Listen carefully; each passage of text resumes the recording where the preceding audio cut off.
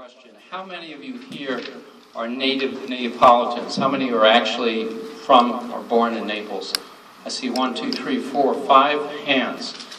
And that's actually the dilemma, and it's part of the delight. And part of my training and experience was the good fortune of meeting my good friend John Berrio, who is here in the audience, who lives here in Naples and who was actually born here in Fort Myers. And he began to show me the sights of this area, and this is going back now almost 40 years. And one of the great mysteries that I began to hear about was the so-called Naples Canal, the Indian Canal. A few people called it the Indian Ditch, which sounds a little degrading. And as I began to do the research, I realized that, first of all, even 40 years ago, there was really nothing to see.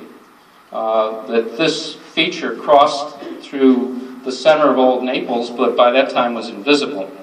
And as I began to do the research, I discovered that this canal was actually observed first in the 1870s and recorded by surveyors and eventually by an archaeologist in 1885 named, I believe, Andrew Douglas. And Douglas goes through a great, wonderful article that he puts together for the American Antiquarian describing this mysterious site, a canal that is up to 40 feet wide at the top, as deep as 12 feet below the surface, cutting through from the Atlantic to the bay side of what eventually became Naples. He was there before there was anything there. And observing and scratching his head, really mystified as to who could have done this. He couldn't believe that Indians could have actually done this because this was such a massive engineering feat. He noted that on the bay side there were little inlets or cut channels that seemed to be put there for drainage, for allowing water control. He observed what looked like some kind of sluice towards the ocean side that seemed again to manage water tables or water levels, and noted that the center of this canal went through the middle of the island through areas where the elevation was up to about 12 or 15, 16 feet above sea level. And this canal actually cut through this, maintaining the water table and allowing, apparently, canoes to travel from one side of Naples, of what became Naples, to the other side. He speculated, and people in fact called it the Pirate Canal. They had to believe it was Europeans, and he even said, this simply just can't be Indians. Well, we've learned since then that these canals are distinctive and characterize South Florida. It's the only place in North and South America where these prehistoric canals have been elaborately and constructed with this tremendous labor that had to be used to remove all of the sand.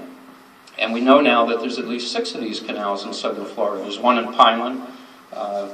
There's one in the Caloosahatchee River. There's actually 2 of them there. And there's one down in the Everglades, in the southern Everglades. And there's others that I've been looking at, one in the Florida Keys and another one in north of Palm Beach. And they all seem to have a singular purpose, and that is to provide a shortcut to allow people to move from the ocean into interior waters in a safe, manageable way. And the fact that this kind of engineering feat occurred, and very few people, by the way, in the world are even aware of it, because the word hasn't really filtered out in a popular sense the way it will. And we've actually had now some inquiries from National Geographic magazine about following this project because they realize it is something that would be of interest to a lot of people. And the fact is that the people known as the Tequesta on the East Coast and the Calusa on the West Coast were far more than just simple fishermen, far more than just hunters and gatherers, but they were part of a social development called chieftainship, where labor could be organized for community or public or religious reasons, and that these canals were probably examples of that labor being managed. Now, the Naples Canal is shown here, and again, you won't be able to see it. You can come up later and take a look at it. But in this one photograph, you can actually see the remnants of the canal as the town is being developed. And the main mission of the people who lived in Naples from the 1890s up to the 1920s or 30s, trying to see if, I guess I'm getting too close there. was to fill the canal, because the canal crossed everything and roads had to start crossing it. So everybody who was part of the town found ways to fill it in. Everybody kept filling it in. They'd fill in the section near their house. And eventually, by the 1950s, the canal was pretty well filled in. And there really wasn't much you could see, except for one little section near the ocean where the ditch was still visible. And this is wonderfully rendered on the paintings here by Paul Arsenault. And you can see what his depiction, again, you can come up and look at it later, but this is the ocean side here with the canal opening, and this is the inlet, baylet side. A little bit fanciful, but actually gives you a very three-dimensional, nice, positive feeling about what these may have looked like when they were operating. Now, to look at these canals in a bigger picture, one has to consider the fact that this was one part of a huge settlement system. Everybody commonly attributes the Indians of Naples and Marco Island as being the Calusa. It's really not quite that simple, because we know from the Spanish records that the Calusa were centered in the area of Estero and Mound Key and Pineland. And we know that because the Spanish records are very clear that that's where the chief, the cacique that they called Carlos, resided, with these very large mounds. And of course we know that there are similar very large mounds all through the west coast of Florida, going all the way down through the 10,000 islands. And it's been assumed that all of that area is a Calusa tribe. My experience, and I think that of John Barrio, who would concur, is that that probably isn't the case. There's a difference between the Calusa domain as a political entity and the Calusa people as a tribe and as even a linguistic group. So we know, for example, that the Calusa in the area of Pineland actually had very distinctive kinds of pottery. So when you do excavations there, the pottery and the technology of the Calusa at least partially is reflected by these pottery types. And then when you do excavations on Marco and Naples, pottery is different. Why is the pottery different?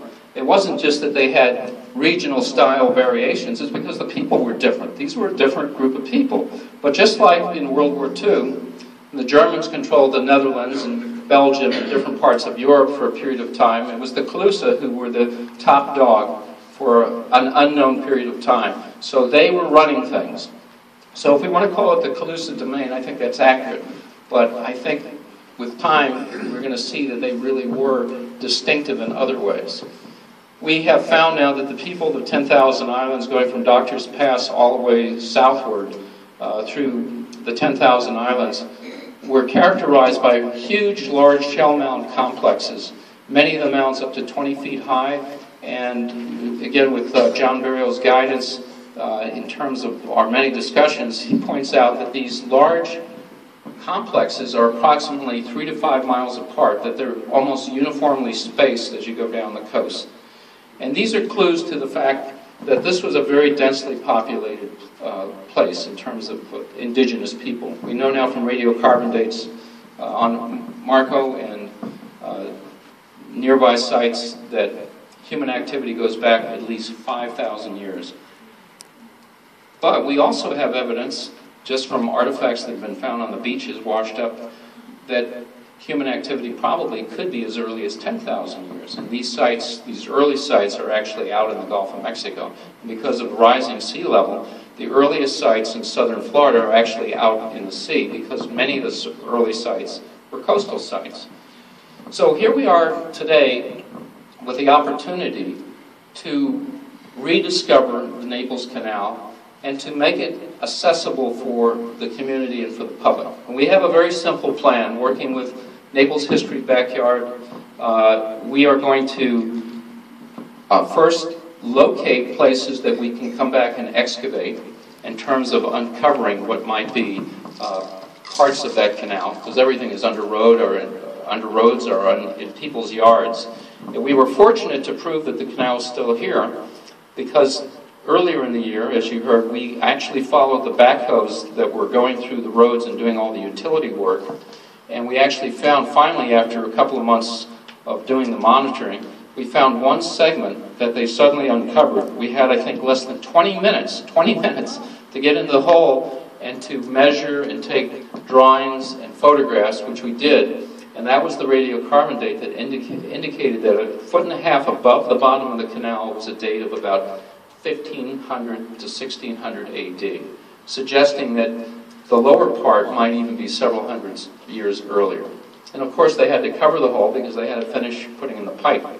We now know there are locations, some of it in the road right away, but some of it on private property that we may have access to that will allow us to come back and do a much more systematic, slower-paced excavation and collect more in ways of finding out what this canal was all about and something more about the people who built it.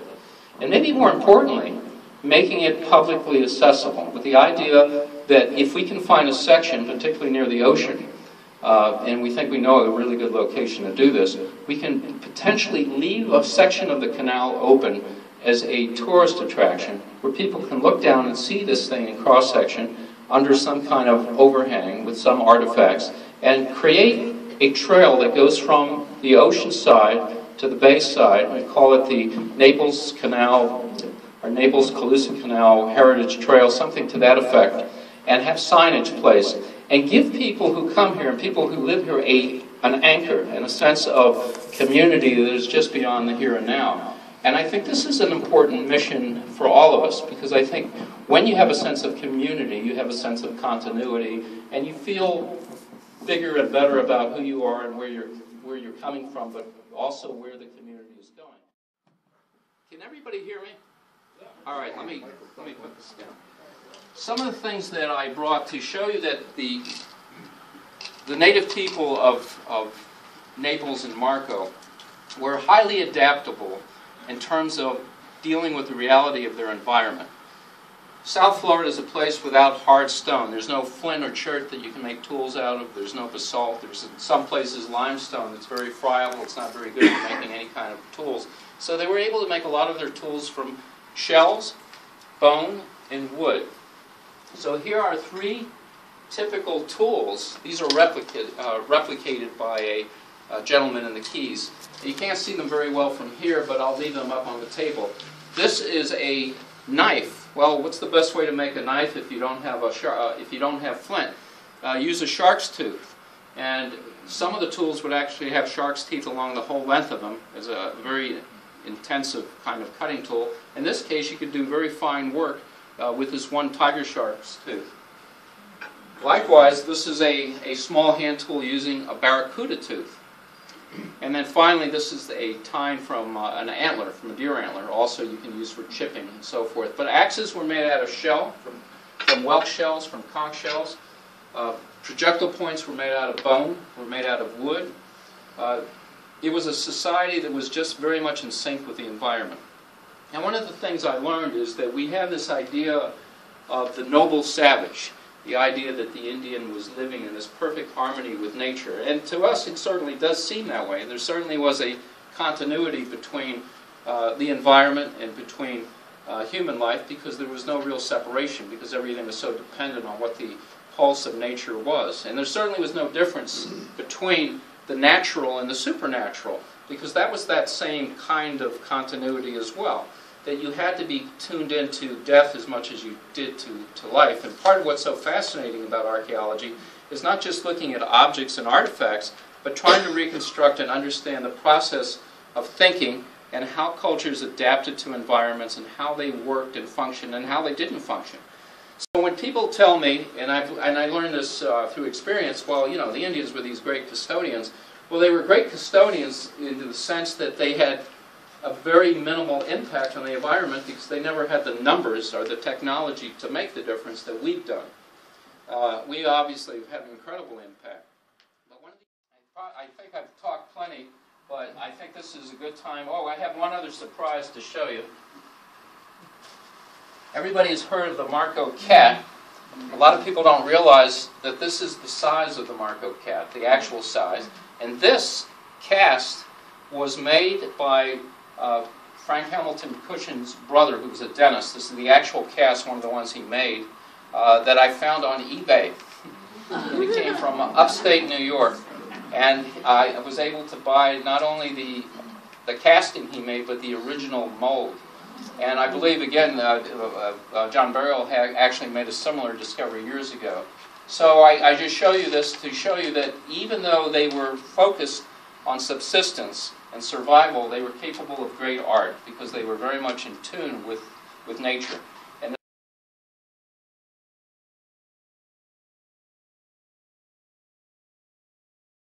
this wonderful rendering of this cat god, very Egyptian-like, by the way, has really awed a lot of people. And when these discoveries were first made in the 1890s, a lot of people thought that Frank Hamilton Cushing was a fraud and that he had had these created. They did not believe these were real. So, of course, time has proven otherwise.